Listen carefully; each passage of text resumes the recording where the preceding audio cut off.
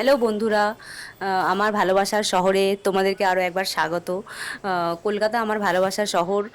এই কারণে বলছি, এমন এমন জায়গা আছে কলকাতাতে যেখানে আমাদের স্মৃতি লুকিয়ে রয়েছে। তো আমি গেছিলাম কিছুদিন আগেই কলেজ স্ট্রিটে।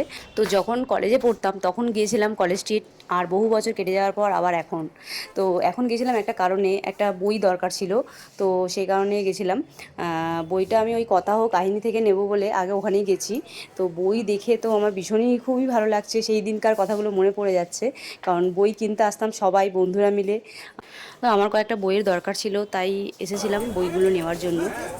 ওই যে ক্লাস 3, 4, 5 এর লিটারেচার বুক আছে, লিটারেচার, ইংলিশ লিটারেচার বুক।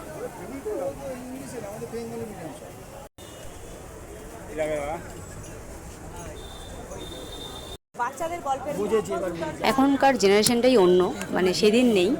আমরা আগে বই পড়তাম, পড়ে পরীক্ষা দিতাম। এখন তো পড়াও কম এবং লেখাও কম, বাচ্চারা সব অনলাইনেই ক্লাস করে ফেলে।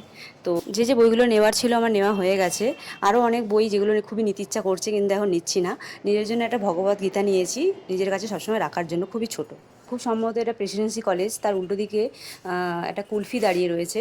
তো গরমে তো এটা খেতেই হবে, খুব সুন্দর টেস্ট।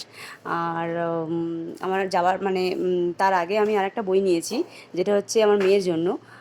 ও তো এবিসিডি পড়তে শিখে গেছে, তো ওর জন্য এটা নিয়েছি।